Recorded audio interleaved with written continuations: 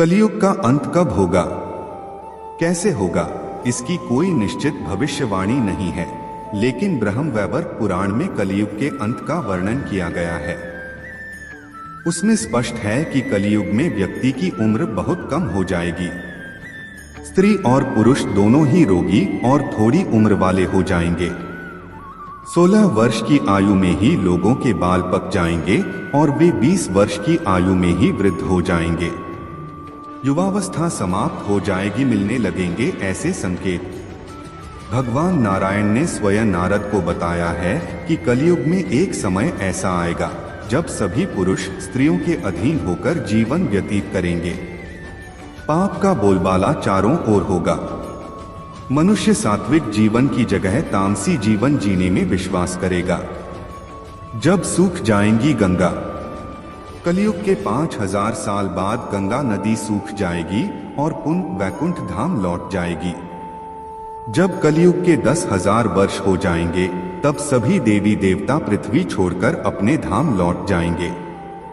इंसान पूजन कर्म, व्रत, उपवास और सभी धार्मिक काम करना बंद कर देंगे। एक समय ऐसा आएगा कि जमीन से अन्न उपजना बंद हो जाएगा और पृथ्वी जलमग्न हो जाएगी। कलयुग का अंत कब होगा? हिंदू धर्म के ग्रंथों के अनुसार कलयुग धर्म का अंतिम युग है और ब्रह्मा के एक दिन के बराबर 4,32,000 वर्षों के बाद समाप्त हो जाएगा। कलयुग में मनुष्यों में धर्म की हानि, अधर्म की वृद्धि और अन्याय का बोलबाला बढ़ जाएगा। शास्त्रों में यह भी कहा गया है कि कलयुग के अंत के समय धर्म नायक भगवान कल की अवतार के रूप में अवतरित होंगे और अधर्म का अंत करेंगे।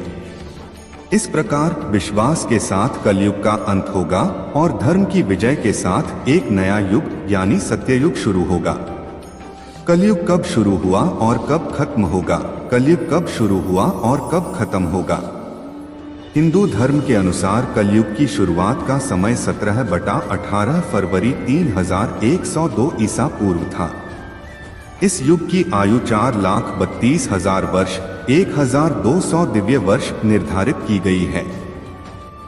फिलहाल अपने अंत की ओर बढ़ रहे कलयुग के 2024 ईस्वी तक 4,26,875 वर्ष शेष हैं।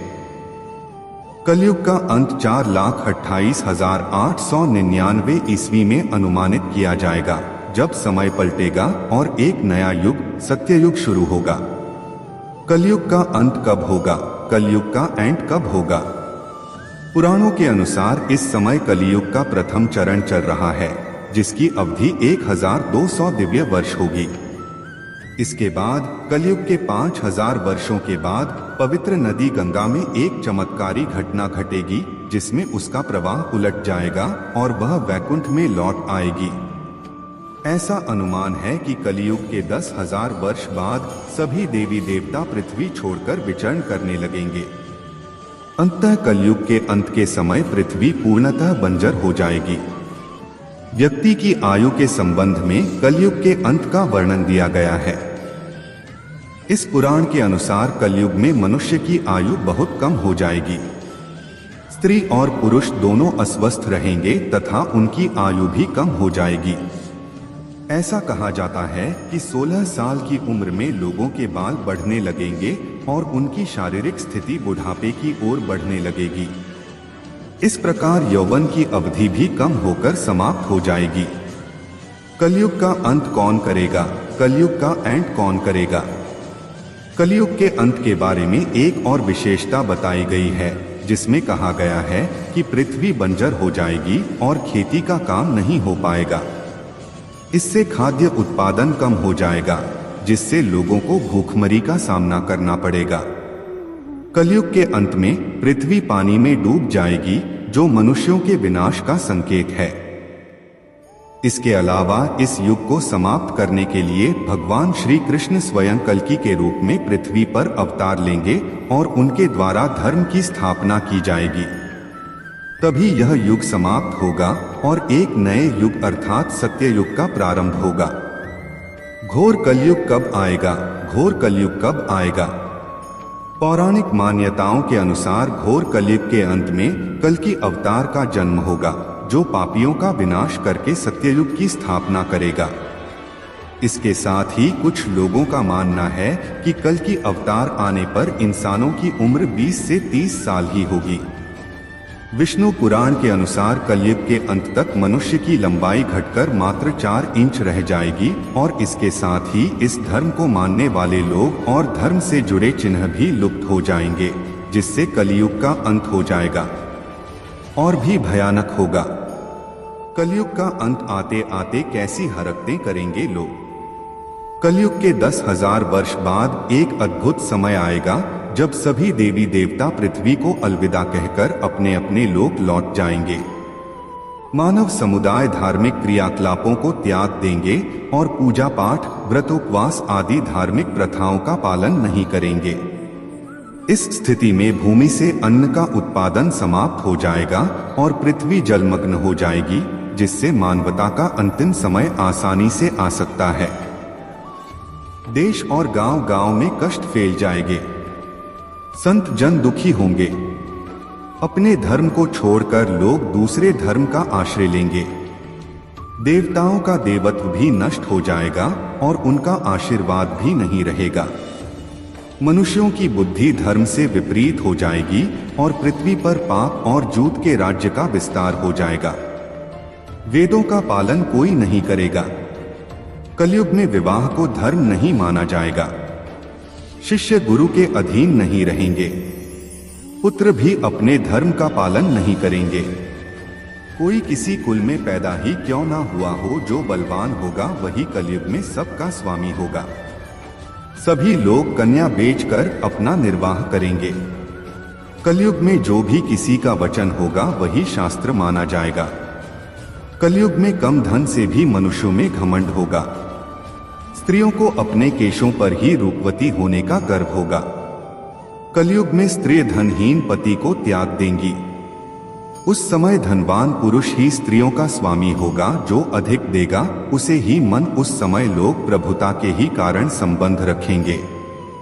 सारी राशि घर बनाने में ही समाप्त हो जाएगी। इससे दान पुण्य के काम नहीं होंगे और बुद्धि धन के संग्रह में ही लगी रहेगी। सारा धन उपभोग में ही समाप्त हो जाएगा। कलयुग की स्त्रियां अपनी इच्छा के अनुसार आचरण करेंगी और भोग विलास में ही उनका मन लगा रहेगा। अन्याय से धन पैदा करने वाले पुरुषों में उनकी आसक्ति होगी। कलयुग में सब लोग सदा सबके लिए समानता का दावा करेंगे, लेकिन एक दूसरे से जलेंगे और नफरत करेंगे। कलयुग की प्रजा पानी और सूखे के भय से व्याकुल रहेगी। सबके नेत्र आकाश की ओर लगे रहेंगे।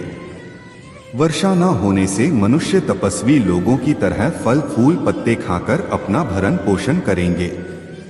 कलयुग में सदा अकाल ही रहेगा। सब लोग हमेशा किसी न किसी कलेश से घिरे रहेंगे। किसी किसी तो सुख भी मिल जाएगा, तो फिर वह सब पर राज कर सब लोग बिना स्नान करे ही भोजन करेंगे। देव पूजा, अतिथि सत्कार, श्राद्ध और तर्पण की क्रिया कोई नहीं करेगा। कलयुग की स्त्रियां लोभी, नाटी, अधिक खाने वाली और मंद भाग्य वाली होंगी। गुरुजनों और पति की आज्ञा का पालन नहीं करेंगी तथा पर्दे के भीतर भी नहीं रहेंगी। अपना ही पेट पाल लेंगी, क्रोध में भरी रहेंगी, देह शुद्धि की ओर ध्यान नहीं देंगी तथा असत्य और कटु वचन बोलेगी। इतना ही नहीं, वे दुराचारी पुरुषों से मिलने की अभिलाषा करेंगी और जितना ज्यादा हो सकता है अपने ही शरीर का प्रदर्शन करेंगी। ब्रह्मचारी लोग वेदों में कहे गए व्रत का पालन किए बिना ही तप करेंगे। गृहस्थ पुरुष ना तो हवन करेंगे, नहीं उचित दान देंगे। वनों में रहने वाले वन के कंद मूल आदि से निर्वाह न करके ग्रामीण आहार का संग्रह करेंगे और सन्यासी भी मित्र आदि के स्नेह बंधन में बंधे रहेंगे और वह भी स्त्रियों के प्रति गंदी नजर रखेंगे। कलयुग आने पर राजा प्रजा की रक्षा न करके बल्कि कर के बहाने प्रजा के ही धन का अपहरण करेंगे। अधम मनुष्य संस्कारहीन होते हुए भी पाखंड का सहारा लेकर लोगों को ठगने का काम करेंगे। उस समय पाखंड की अधिकता और अधर्म की वृद्धि होने से लोगों की आयु कम होती चली जाएगी। उस समय 5, 6 अथवा 7 वर्ष की स्त्री और 8 या 10 वर्ष के पुरुषों से ही संतान होने लग जाएगी। घोर कलयुग आने पर मनुष्य 20 वर्ष तक भी जीवित नहीं रहेंगे। उस समय लोग मंद बुद्धि वाले, व्यर्थ के चिन्ह धारण करने वाले, बुरी सोच वाले होंगे। लोग ऋण चुकाए बिना ही भूल जाएंगे तथा जिसका शास्त्र में कहीं विधान नहीं है ऐसे यज्ञों का अनुष्ठान होगा। मनुष्य अपने को ही पंडित समझेंगे और बिना प्रमाण के ही सब कार्य करेंगे। तारों की ज्योति फीकी हो जाएगी, 10 दिशाएं विपरीत होंगी। पुत्र पिता को तथा बहुएं सास को काम करने को कहेंगी। अपने माता पिता को घर से बाहर निकाल देंगे और उनका अपमान करेंगे। कलयुग में समय के साथ साथ मनुष्य वर्तमान पर विश्वास करने वाले, शास्त्र ज्ञान से रहित, दंभी और अज्ञानी होंगे। कलयुग के अंत के समय बहुत ही भयंकर युद्ध होंगे। भारी वर्षा, प्रचंड आंधी और जोरों की गर्मी से लोग बेहाल हो जाएंगे। लोग खेती काट लेंगे, कपड़े चुरा लेंगे, पानी पीने का सामान और पेटियां भी चुरा ले जाएंगे। चोर अपने ही जैसे चोरों की संपत्ति चुराने लगेंगे। हत्यारों की भी हत्या होने लगेगी। चोरों से चोरों का नाश हो जाने के कारण जनता का कल्याण भी होगा। बाद में मनुष्यों की आयु अधिक से अधिक 30 वर्ष की होगी। मनुष्य की औसत आयु 20 वर्ष ही रह जाएगी। 10 वर्ष की उम्र में स्त्री गर्भवती हो जाया करेगी। 16 वर्ष में लोग वृद्ध हो जाएंगे और 20 वर्ष में मृत्यु को प्राप्त हो जाएंगे।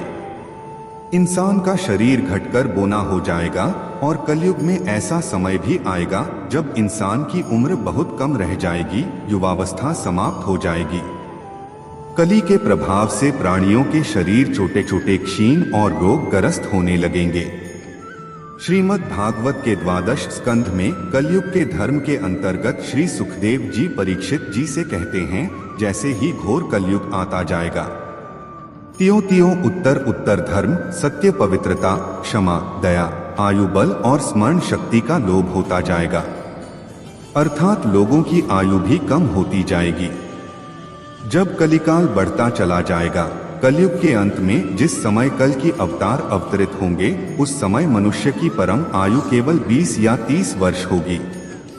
जिस समय कल की अवतार आएंगे, चारों वर्णों के लोग शूद्रों के समान हो जाएंगे। गाय भी बकरियों की तरह छोटी छोटी और कम दूध देने वाली हो जाएगी। कलयुग के अंत में संसार की ऐसी दशा होगी कि अन्न नहीं उगेगा, लोग मछली मांस ही खाएंगे और भेड़ बकरियों का दूध पिएंगे। गाय तो दिखना भी बंद हो जाएगी, अगर गाय होगी तो वह बकरी समान होगी। एक समय ऐसा आएगा जब जमीन से अन्न उपजना बंद हो जाएगा, पेड़ों पर फल नहीं लगेंगे, धीरे धीरे यह सारी चीजें विलुप्त हो जाएगी। गाय दूध देना बंद कर देगी। स्त्रियां कठोर स्वभाव वाली, वह कड़वा बोलने वाली होंगी। वे पति की आज्ञा नहीं मानेगी। जिसके पास धन होगा उसी के पास स्त्रियां रहेगी। मनुष्यों का स्वभाव गधों जैसा केवल गृहस्थी का भार ढोने वाला रह जाएगा। धर्म कर्म का लोप हो जाएगा। मनुष्य अहित, नास्तिक व चोर हो जाएंगे। सब ही एक दूसरे को लूटने में लगे रहेंगे। कल युग में समाज हिंसक हो जाएगा। जो लोग बलवान होंगे उनका ही राज चलेगा। मानवता नष्ट हो जाएगी। रिश्ते खत्म हो जाएंगे। एक भाई दो बड़ी बड़ी बातें बनाएंगे, किंतु समाज में उनकी निंदा नहीं होगी। उस समय सारा जगत लालची हो जाएगा। इसमें संयम नहीं होगा। एक हाथ दूसरे हाथ को लूटेगा। कल युग में लोग शास्त्रों से विमुख हो जाएंगे। अनैतिक साहित्य को की पसंद हो जाएगा। बोरी बातें और बोरे शब्दों का ही व्यवहार किया जाएगा। परतु परजाता थतकाव, स्त्री और पुरुष दोनों ही अधर्मी हो जाएंगे। स्त्रियां पतिव्रत धर्म के पालन करना बंद कर देगी और पुरुष भी ऐसा ही करेंगे। स्त्री और पुरुषों से संबंधित सभी वैदिक नियम विलुप्त हो जाएंगे। अंत में इस घोर कलिकाल से बचने का एकमात्र तरीका ये है कि व्यक्ति को वेदों की ओर लौट आना चाहिए और हर समय हरि कीर्तन करके खुद को सुरक्षित रखना चाहिए। जो व्यक्ति धर्म से विमुख होकर रहेगा वह कहीं भी कभी भी अकाल मौत को प्राप्त होगा या हर समय दुखी और संकटों से ही घिरा रहेगा। धर्म, सत्यवादी, स्वच्छता, सहिष्णुता, दया, जीवन की अवधि, शारीरिक शक्ति और स्मृति सभी दिन ब दिन घटती जाएगी। कलयुग में जिस व्यक्ति के पास जितना धन होगा वह उतना अच्छा माना जाएगा और कानून न्याय केवल एक शक्ति के आधार पर लागू किया जाएगा। इस युग में पुरुष और स्त्री साथ साथ रहेंगे और व्यापार में सफलता चल पर निर्भर करेगी।